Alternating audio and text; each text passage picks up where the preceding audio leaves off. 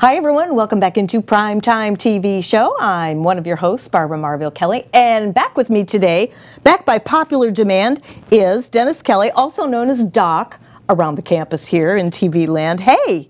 Hey! How you doing? Fine, how you doing? Jesus, it's about time we got back in here to do a nice live show with lots of information. Did you miss me?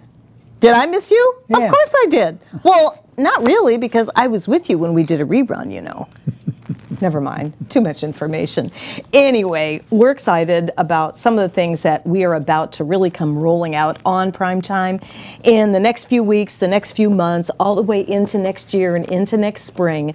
We are on a mission to really give back even more than we have worked on in the past, a mission to really help people feel better because honestly, all kidding aside, we've been faced, as many of you may have recently, been faced with friends, relatives that have had health challenges, and there's so many reasons for it. Sometimes we don't know for sure, but it just makes you kind of step back, and we've had our own little, tidbits of challenge as well, but we have overcome them. In fact, I just came from my doctor's office today.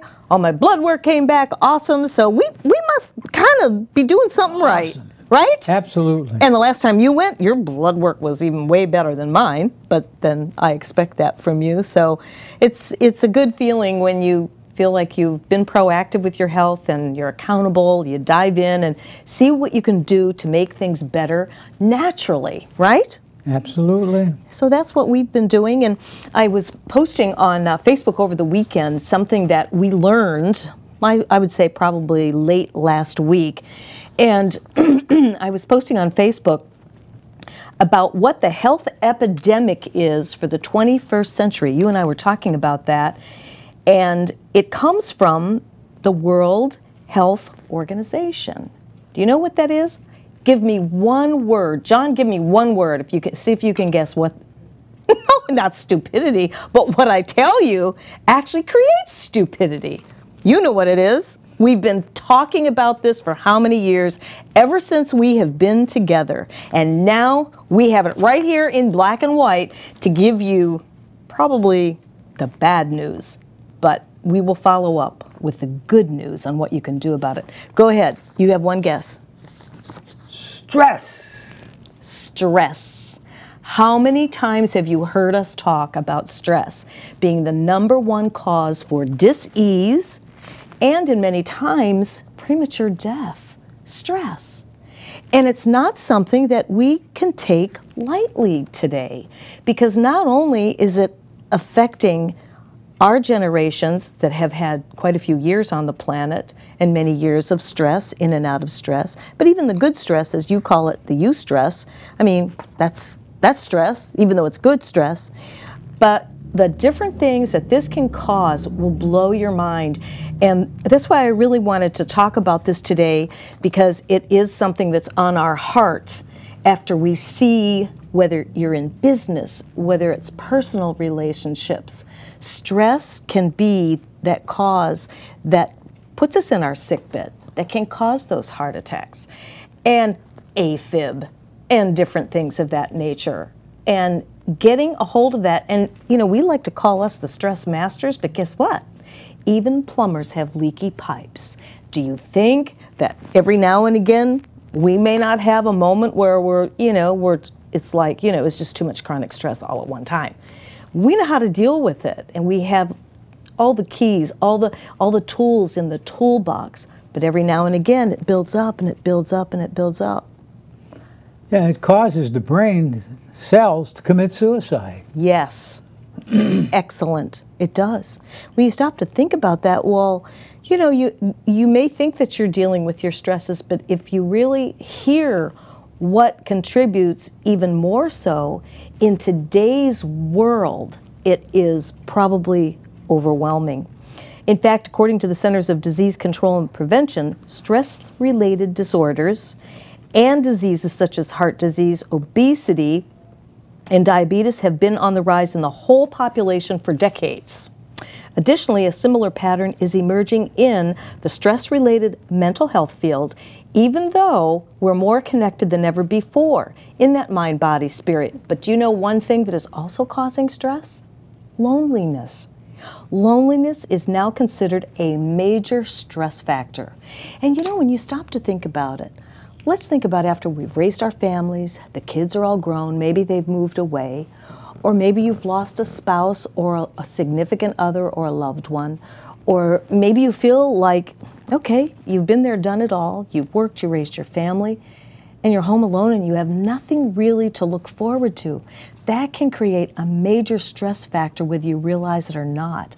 So if you're sitting there within the sounds of my voice and you heard what I just said, think about maybe getting a pet, maybe making more friends, or calling someone you hadn't talked to in a while. It raises that immune system. It really does. So that's one of the things that I'm sharing with you from the World Health Organization. Even though they say our minds and our bodies are doing the best that they can with what they have to work with, but let's face it, studies and research show that the vast majority of people are feeling stressed. They're feeling stressed, anxious, and here's the big word, is overwhelmed.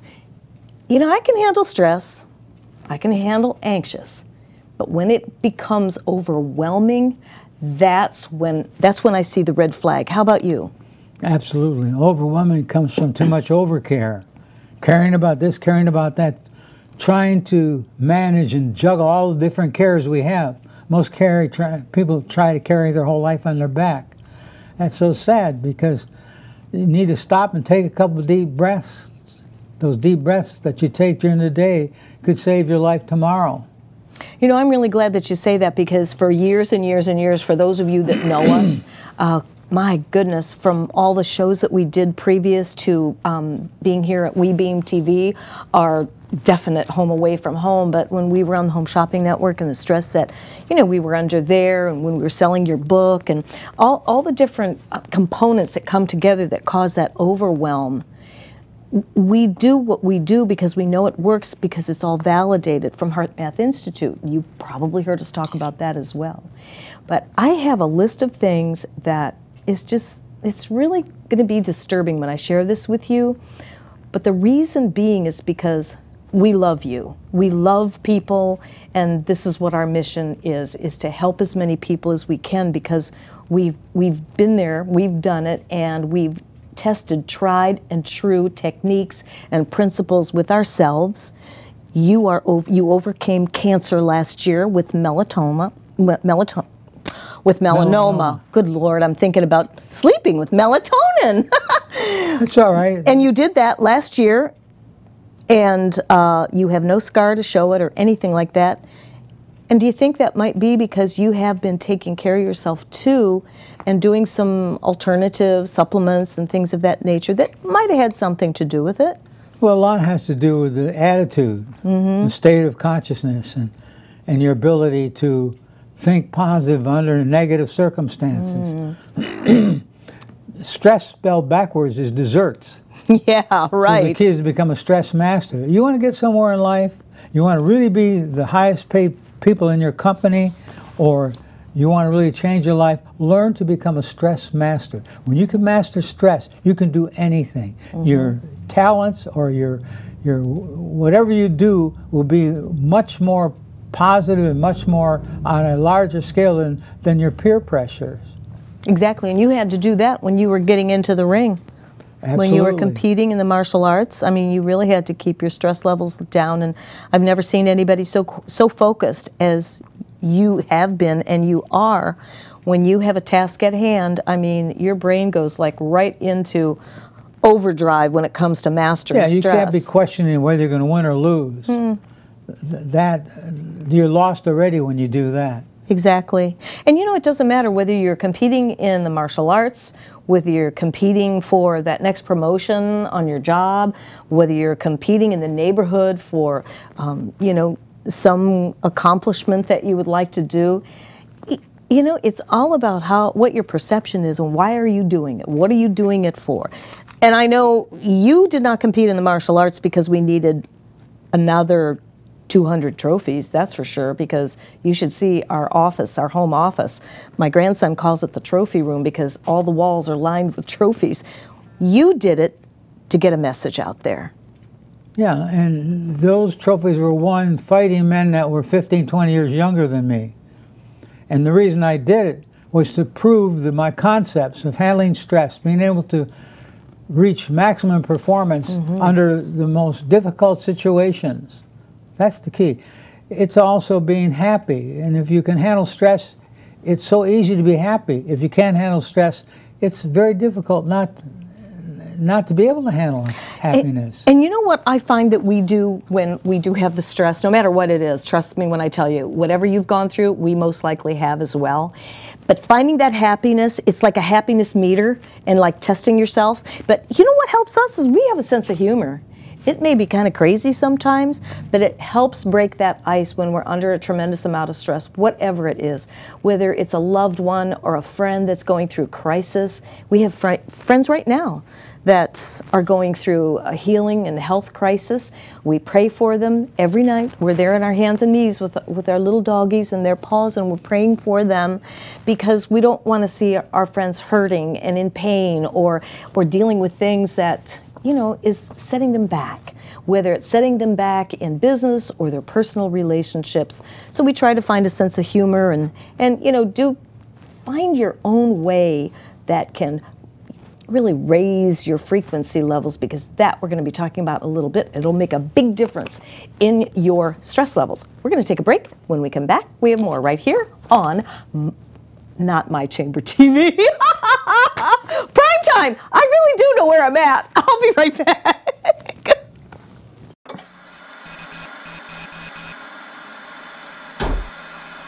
At a certain age, so this is supposed to happen. No, it's not supposed to happen.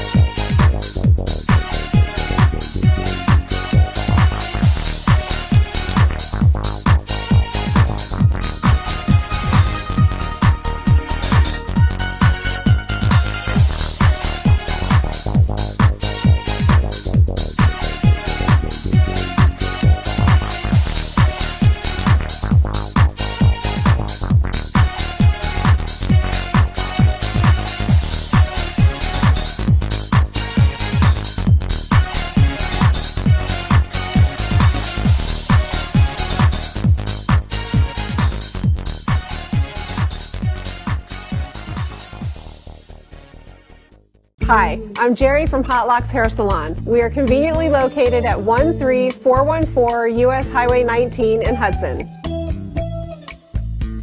I've been a local hairstylist in our community for the last 34 years, 7 of which I was an educator. Our passion is the artistry of hair, and Hot Locks is here to help you achieve your perfect image. You can call us at 727-514-9978.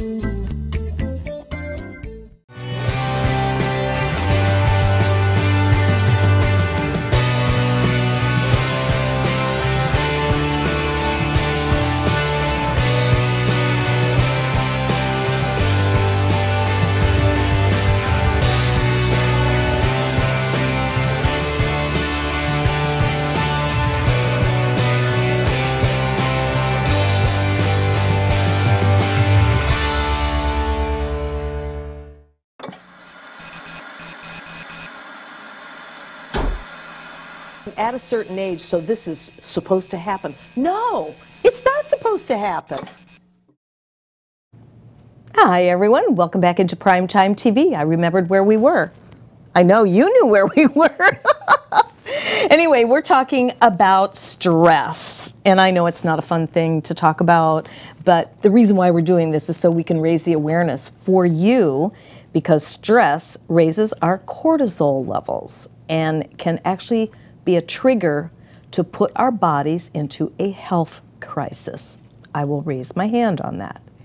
Researchers have known for years that elevated cortisol levels sustained over time is more dangerous than we have previously understood. Stress is the most dangerous toxin in our lives. I'm going to toss over to my husband, because if you've been with us before, you've heard him say this many, many times about 5 minutes of what? An angry thought. 5 minutes of an angry thought does what to the body? It lowers your immune system for 5 to 6 hours, for almost the whole day. Just one angry moment held for 5 minutes or more lowers the IgA level, which is the first line of defense, within 5 minutes. 5 minutes? How many 5 minutes do you or any individual have throughout the day where they're mad about this, they're mad about that, or something's happened to them and they have this grudge against this person, this person? That, I mean, you figure 5 and 6 hours of depleting the system, the immune system, for only one 5-minute segment, right? So if you add those up, you're talking more hours there are in a day if somebody takes that 5 minutes into an hour or 2 hours and just stays mad all day. And people do that, don't they? They're stress factories. That's when they get into that state of overwhelm. So, and this is all documented. We don't make this stuff up. And we learned this through HeartMath Institute. Our company, Defy Aging Inc., is certified through HeartMath Institute. So we have all the data that supports that, because you marched out to Boulder, California to get certified. And I tell you, it's a wealth of information. It's a not-for-profit organization, and they've been around for many, many years, helping people like us, people like you, to de-stress and what can happen. But before we get told that we have to take another break, I'm going to give you the damaging effects of chronic stress. Chronic stress, that means you have no break, right? How would you define chronic stress? I'm going to see if we're on the same page. Well, chronic stress basically is your mindset is negative more than 50% of the day. Ooh. And it's like acid eating in our system. The best explanation I've heard of stress, the chronic stress, is when life's events do not meet up with your expectation and you fail to manage the results. And that goes on and on. People they could probably have some of their individuals that have never really studied handling stress are stressed out 80–90% of the day. Their thinking is negative. That's the reason for that is we're genetically engineered not to handle this kind of concept changes. There's so much activity going on, future shock, so to speak. And our emotional side of our body, our mind, driven a lot by the amygdala, the part of the brain that remembers all these stored memories that are not good to protect you from the circumstances. But the problem is, because of us evolving more mentally than emotionally, the amygdala sabotages our happiness. We were talking about that on the way in today. And I said, well, okay, so how does the amygdala work? And you were saying, like, if you're going to be chased by a lion and you've never been chased by a lion before, obviously you're going to try to run and get away from that lion. So the amygdala stores that in the amygdala so that if that happens again, you know you better run. Either kill the tiger or get the heck out of Dodge. Yeah. That's the key. It's an amazing apparatus in the brain, but the problem is it's outdated in a sense. What we have to do, basically, there is a solution: rewire the brain. And you can. Absolutely. You can. Absolutely. Unfortunately, stress damages the cells in the hippocampus part of the brain, which is our short-term memory and our ability to focus and concentrate. We can repair those or create new cells It was thought until not too long ago that you could not repair cells that were damaged in the brain. Now they found out that's not true. That's not true. And if you go on the internet and just Google growing new neural pathway to the brain, there's actually a video on YouTube about that. It's very enlightening, and you'll see what we're talking about. Not that we learn everything on YouTube, it just happens to come up on Facebook, so I just kind of gravitate towards that. But on that note, on the brain and everything, I've got a list of things I want to share with you on just the brain alone, and then I'm going to share the wonderful tidbits on the body when you are under chronic stress. So, stress creates free radicals that kill brain cells. Chronic stress makes you forgetful and emotional. Creates a vicious cycle of fear and anxiety. That's only 3 sentences that I've shared with you. It halts the production of new brain cells. So what are we talking about here? We're killing brain cells, we're becoming forgetful and emotional, and we're creating a vicious cycle of fear and anxiety. Do we wonder why we have such an epidemic of people having to go on drugs and feeling that they cannot get off? Those 3 alone, that's the shortest list here on this whole thing. It halts the production of new brain cells. I mean, just think about that. Imagine if you could grow new brain cells and you could have those brain cells to help you deal with the stress, because you'll be able to think about how to doing it and you'll remember. Oh, I get so wound up about this stuff. It also depletes critical brain chemicals, causing depression. What was I saying earlier on in the first segment about one of the biggest stressors today is loneliness? What else does loneliness do? You're stressed from that? Depression. I mean, it falls into synchronicity. Greater risk for mental illnesses of all kinds. I love this one. Stress makes you stupid. Think about that. When you're stressed out, do you ever make decisions that you really wish that you hadn't made? Yeah, it makes you stupid because you can't think. Chronic stress shrinks your brain. We need a couple of hours to talk about shrinking the brain. I mean, doesn't that do it on its own just from old age? Yeah, well, the young man, healthy woman, man or woman at 20 years of age, it weighs 1,000 grams. By the time you get to be 65, 1,500 grams. By the time you get to 65 years of age, there's only 1,000 grams it weighs. Stress lets toxins into your brain. Chronic stress increases your risk of dementia and Alzheimer's. Stress causes brain cells to commit suicide. Chronic stress contributes to brain inflammation and depression. So the list is very they're symbolic of one another. That's just talking about the brain. Let's talk about the body. Lowers the immune system. You were just saying that about the 5 minutes of an angry thought. It causes weight gain. Well, we know that. And also, the one thing that I learned from you as my life coach many, many years ago is that when you're stressed and more toxins come into the body, and the fat binds the toxins, so you cannot lose weight. Did you know that? That's pretty powerful. I mean, that's some strong stuff. Another reason why to stop stressing. At least get out of chronic stress. It affects your blood pressure, lowers bone density, high cholesterol, increases risk of heart disease, erectile dysfunction, risk of heart attack, low sex drive, headaches, insomnia, and digestive problems. That's depressing in itself. Well, add to that the research done, a 20-year study by the University of London School of Medicine, one of the most extensive studies on the damaging effects of stress ever done to this date. They found out that unmanaged mental and emotional stress has more of a danger barrier in us getting cancer and heart disease than smoking and eating high cholesterol foods.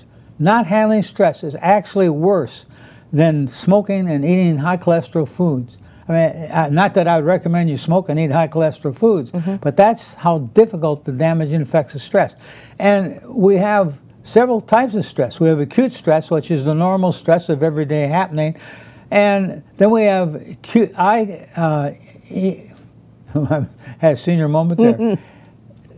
EQ, In other words, Eustress. Eustress. Eustress. Eustress. Thank you, dear. Eustress. Right, eustress. That's the thrill of winning and having an insatiable urge to learn, to read an exciting book, see an exciting movie. There's a stress, but that's a positive stress, the E-stress, Right. EU stress. Right, right.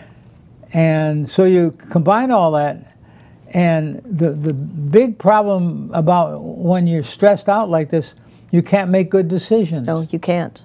We were just talking about that during the break, and it affects your creativity. I know myself. I'm in the process of writing several books, book to my grandson. I love to do artwork. I love to do portraits, and all the things that really make me feel good and accomplished. But if I'm under that chronic stress, and if it goes into overwhelm, it affects the creative side of my brain. Oh, absolutely. Fries your brain. It does, and it's just so, you know, I have my ways of getting out of it, then I can be back to being creative again, which is, I mean, those are the treasures that I feel God blessed me with, as so with you. And you know that from writing your books and your manuals and all that. Well, there are two things that I hold paramount as far as my success, being able to do two big things that I use in my life every day, several times a day. Rule number one, don't sweat the small stuff. Rule number two, everything is small stuff. We're here today, gone tomorrow. The dash on the grave between when we were born and when we die, what happens that dash? That's the whole answer. The key is that dash can be successful, you can be happy. Learning how to handle stress. Happiness comes from the absence of stress. Not that you don't have stress, but it's how you handle it. When life's events do not meet up with your expectations and you fail to manage the results. That's one of the best explanations of stress that I've ever heard. Say it again. HeartMath Institute. Say it again. I love to hear this. When life's events do not meet up with your expectations and you fail to manage the results. And it's, like I said, it's like acid dripping in the system. It's whacks the whole immune system in the body, the hormonal balance in the body. Keep this in mind. Every second, you're having millions of brain cells, millions of cells in the body die. And every second, you have millions of cells reborn. The key thing is the dying starts getting a lot bigger than the living, and you got a serious challenge there. The key is to keep the living side of the body away from stress or handling stress. You can't be away from it, but you can learn how to handle it. You become a stress master and your worth goes up 100%. You know, that's true. On that note, we're going to take a brief little time out. I know we sound very passionate about all this, and it is because we are. We've seen too much. When we come back in this last half hour, we're going to be talking about some of the different things that we've observed over time, over years, but really bringing us right up to date, because we have a special guest coming in next week that's going to help us address some of the things, some of our biggest stressors that put us into almost overwhelm. I know I do. I will admit it from the word go. We'll be right back after this.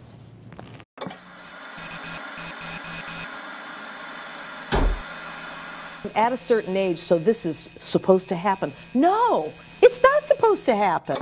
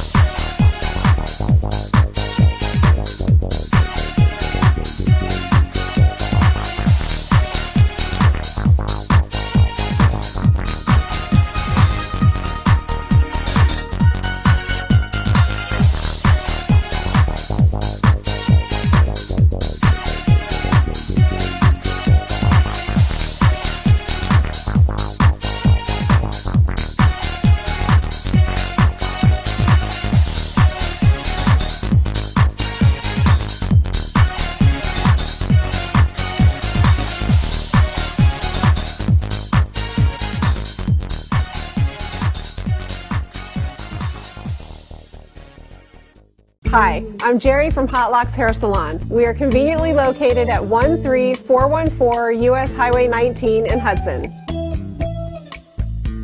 I've been a local hairstylist in our community for the last 34 years, 7 of which I was an educator.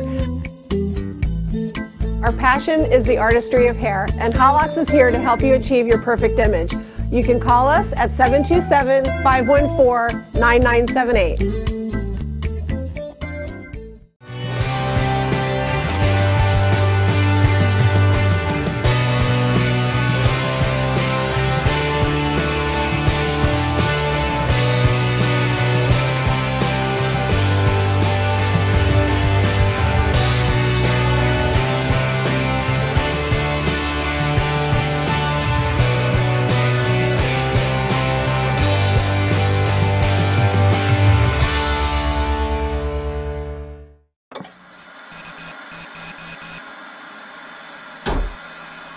At a certain age, so this is supposed to happen. No, it's not supposed to happen.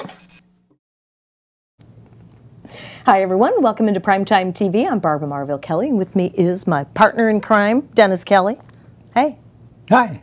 Well, we are really cranking it up here today, aren't we? But you know, it's because we're passionate about stress and what it can do to really great people, and just, you know, ramping stress levels up to that overwhelmed level where it becomes chronic stress. That's when it really does kick you in the butt when it comes to your health. Trust us when we tell you. We've been around the block. We've seen it with so many, many people. And if we just, you know, if we help one person out there that's watching the show today, then we have succeeded, as Ralph Waldo Emerson would say, right? Very well put. So, getting back to when we opened the show today, we gave you this awful information that has been dubbed actually by the World Health Organization, that the health epidemic of the 21st century is stress. I know that sounds like one word. Well, how can that be an epidemic? Well, when you stop to think about it, it really is. If you were to just take a moment to kind of rewind your day, to when you wake up in the morning, what kind of day you've had. And I'm not saying get into a purposefully negative mood, but because we're so on autopilot today more than ever before with dealing from stresses. When the alarm clock gets up in the morning, whether you're trying to get kids to get off to school, get their lunches or their lunch money or whatever, taking care of the whole family and their breakfast, and the day just goes on and on and on. And if we haven't learned how to try to be sort of like on an even keel with that, and that takes work, right? Absolutely. I mean, it's not like you wake up in the morning and, nothing's going to bother me today, right? And then stuff happens, and then you have to figure it out. And it comes right down to choices. Either you can let it bother you, you can get angry, go into some road rage. We see it all the time. We see it, right? We hear it, we see it. Or you can learn to do something about it for when that happens.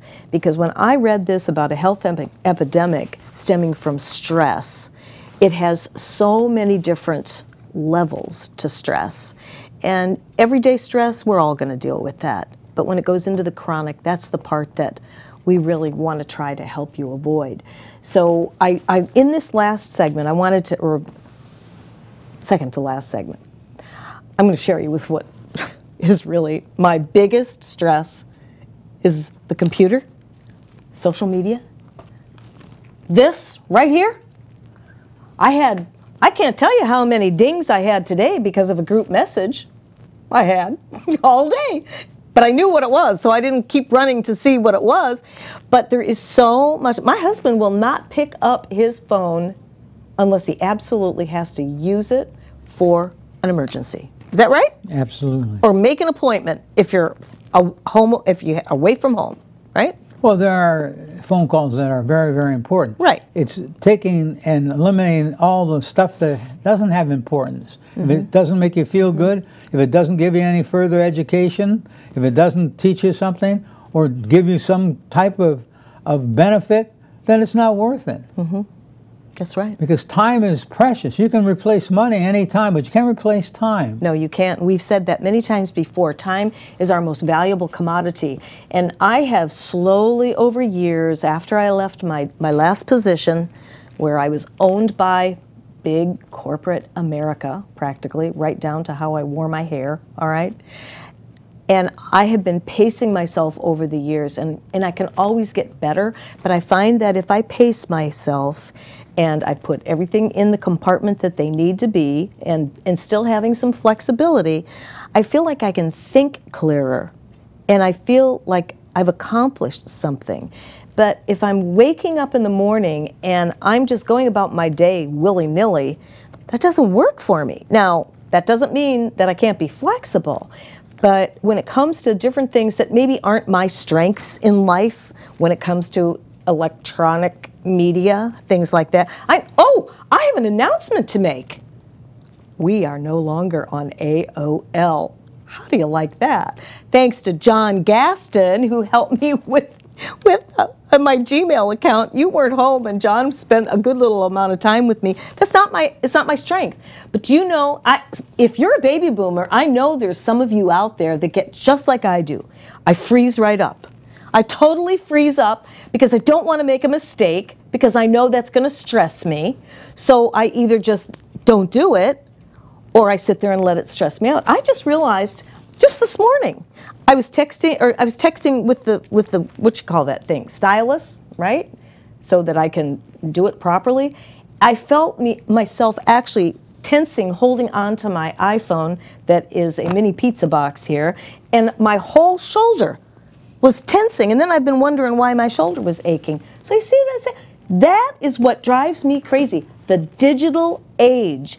And I'll tell you, we're going to be taking this to another level next week, because I have the pro, the expert that's going to come on. You know, Rob Imparato is going to be joining us. He wrote the book, The Digital Age. We're going to have him next week.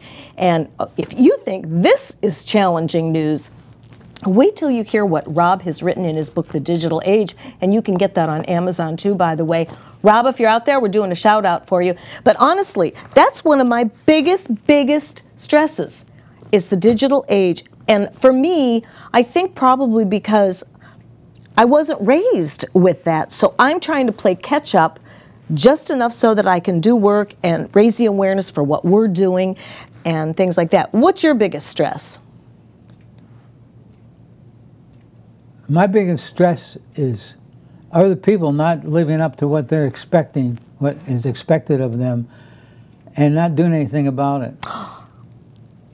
Trust my husband to come up. Give me an example. Like what? Well, there's so many things that apply in one day that you could apply that to, but it's following the law of allowing. Allow other people to be the way they want to be, even though they don't want you to be the way you are, and allowing that to happen. Not allowing that to happen. In other words, not allowing people to be able to do their thing without trying to interfere. You mean like those people? I'm sorry, go ahead. And that's one of my biggest stresses, when people don't live up to what they set in goals, and I'm responsible for their success.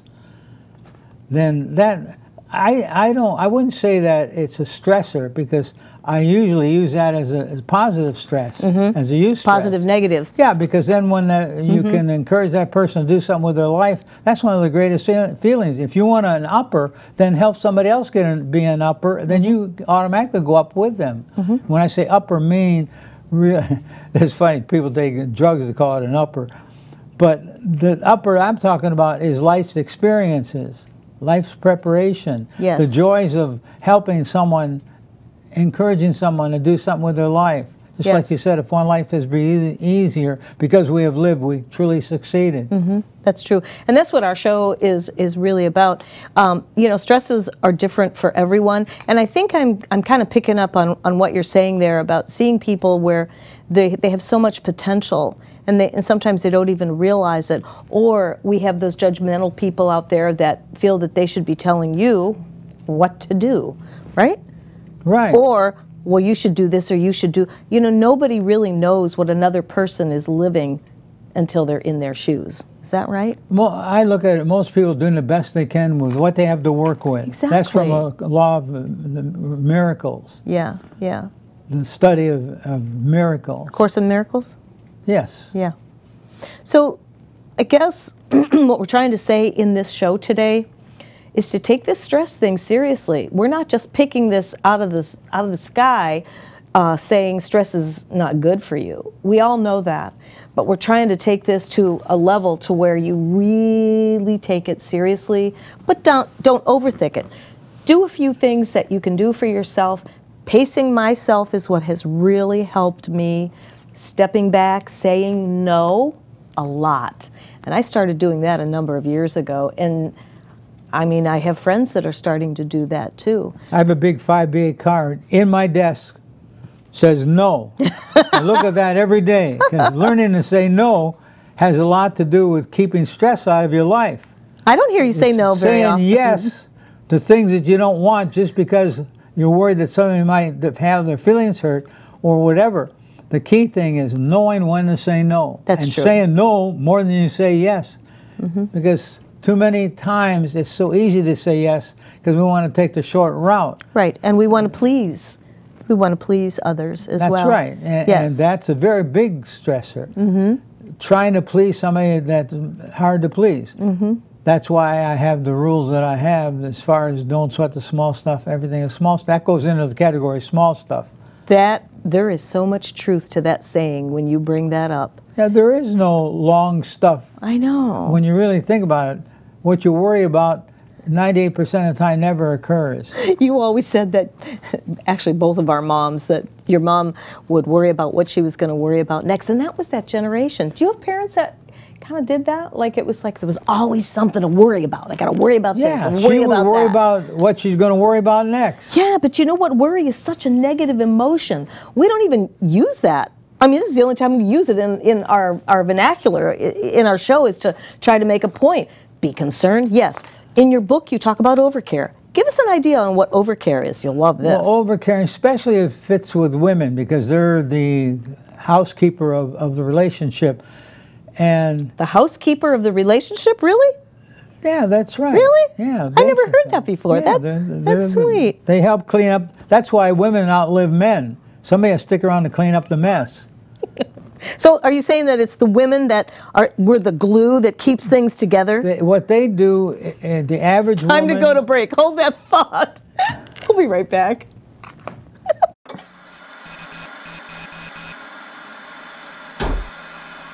At a certain age, so this is supposed to happen. No, it's not supposed to happen.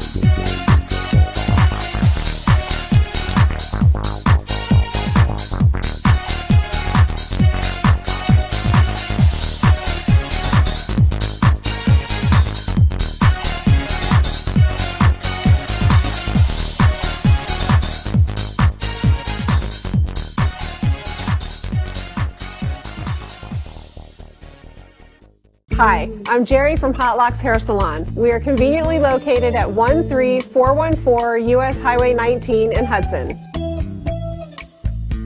I've been a local hairstylist in our community for the last 34 years, 7 of which I was an educator.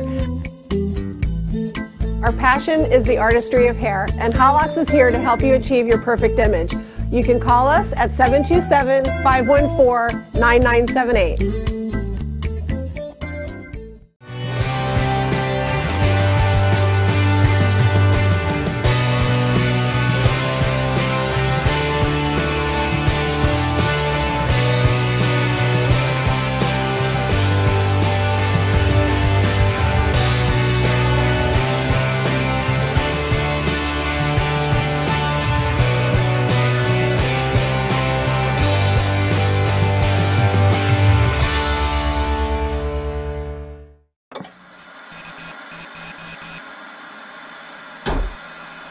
At a certain age, so this is supposed to happen. No, it's not supposed to happen.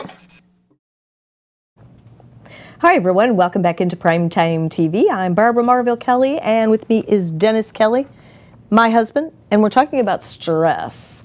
No, I'm not in a really good mood to talk about stress, okay? I just am in a good mood because we got our test results back, our blood work done. I'm feeling good to go.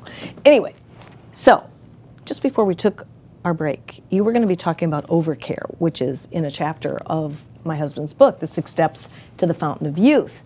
Because when we get concerned or say worry about a loved one, and it doesn't matter what it is, okay? It doesn't matter whether it's health, whether it's relationship, whether it's business related, it doesn't matter. Tell us how we can avoid something called overcare. Well, I think you have to define it first. Overcare basically is when you care, when the caring gets to the point where it affects your health, where it affects your well-being, Yes. where it causes you to be negative, then you're on the wrong track. And the problem with that, that's most difficult to try to tell people that overcare is bad, because some people have the idea that the more I get involved in this, the more I feel what that person feels, the better job I'm doing. They have a guilt trip when they don't do enough. They feel they're not doing enough to help the situation. The problem is that usually goes too far. And as a result, it's very difficult to help somebody get out of that overcare. And women are more inclined to be overcare than men. Sure, I believe that. And when the caring gets to the point where it affects your health, then that's overcare. That's the key thing to remember. So, I never thought about this before, till just now. So in other words, we sort of default into overcare because we're putting ourselves, if I'm hearing you right, we put ourselves into that person's shoes and feel that, which makes us feel it even more so. Right, and we feel it's a badge to wear. I'm taking care of this person. I'm getting, it's really working on me. That's what they get at the outside, but on the inside, they feel like if they don't care enough, if they don't go in overcare, they're being selfish. They're not being attentive enough. I see what you're saying. So I guess it's basically coming down to strike a balance? Yeah, and learning how to control your emotions.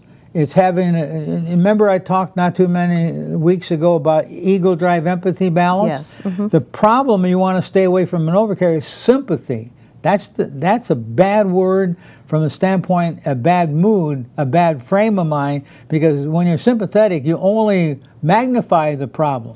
Oh, that's right. It's to be empathetic, understanding what the problem or challenge is, understanding the situation without being involved in it emotionally. That's hard to do. Like Anna Weiss wrote a book called The High Performance Mind, great book. And she was a psychologist on the brain. And that was her study of the brain and performance and so on. She said a high-performance mind is one that at will can reach that state of consciousness that is most beneficial and desirable for any given circumstance. So the key what you learn to do is whatever emotion you need for that situation. So when a person is down and out, you don't need to play pity poor me with them. You need to find some way to be able to give some type of input without allowing yourself to becoming absorbed by the stressful moment. I get it. I get it. You got it. I get it. So basically what you're saying, you get a phone call, somebody's in the hospital, they had a heart attack, they had a stroke. You don't know all the details. So isn't that when our fight or flight chemicals kick in and we pull from what we've learned over time in how to deal with stress, because that is a stress. Yeah, it's a flight or fight syndrome. Yes. They're flighting that moment, and that moment is not productive. That's the challenge there. But that can be overcome through practice, through controlling your emotions, calling upon whatever emotion you need for the given circumstance. And you know, every thought is a frequency. Love is the highest frequency on a totem pole. Love is the strongest and highest frequency. And then the lowest frequency is rage. That's the lowest frequency. So the key is not to get, say on a scale 1 to 10 would be the high frequency. The higher you go up with the 1 to 10, the stronger, the most powerful of the frequency. And then going from 10 down to 0 would be the strongest on negative, on lowering your frequency. Like rage has a frequency level. It's like a lock on a safe. It's the cue to get into that negative emotion stuff. Then you go to 10. 10 is like euphoria. Like you're so excited about something that happened. But again, you have to pace yourself. Try to dwell at just a little over neutral. Neutral is right between the positive part and right between the negative part is neutral. Neutral is a good place to be for safekeeping, but you can't stay there forever, because if you're at neutral forever or on a constant basis, there's an old saying, if you don't control this and you stay in neutral, you would actually, the word I'm looking for, you'd actually fall for anything. You have to have your strong foundation, what you won't bend or break. But most people have this part where just so they don't get into an argument or whatever, they have that part of holding it back. What you have to do is release it. Look at the benefit of the conversation or discussion. Try to work out things, and if they don't work out, see if you can't change something, then you change. So basically, am I hearing balance? Trying to keep that balance there? Yeah. Keep that balance. So in other words, I know we're running short of time. So let's say somebody calls you up and they're screaming at you and they really make you mad. I mean, so mad you can hardly stand it. At that moment, is the frequency level dropped down fast so that's when you make the poor decisions on Absolutely. how to You couldn't react? put it any better. How to react instead of responding. When that frequency drops down there, that's when you make the wacky decisions, and the stress causes your brain to be stupid, right? Absolutely. Fries those cells. It's right here. It says it. World Health Organization, stress. That's what we've been talking about all day. So how much time do we have, John? Because I don't want to be rushed in closing. Only a minute. So in that minute, you mentioned my favorite word that has the highest frequency level, which is what? Love. Love. Come from love, no matter what you do. And always, when you tune in to our show on Primetime, we'll always give you some tidbits. If you ever want to get a hold of us, you can. You can email my husband, Dennis Kelly Mastery, at gmail.com. My new Gmail is barbaramarville1 at gmail.com. And you can get a hold of us, ask us any questions you want, and chances are we'll have a few answers that has worked for us, but we're also welcoming anybody to give us little tips and different things that are working for you, because we are not giving up until we continue to make a difference in helping you deal with your stresses. Remember, make sure you do something for yourself, spend some time pacing yourself, learn how to say no, right? It's okay. It's okay to do that. We're going to take a break, and I want you to tune in next week because we will be back with you again on Primetime.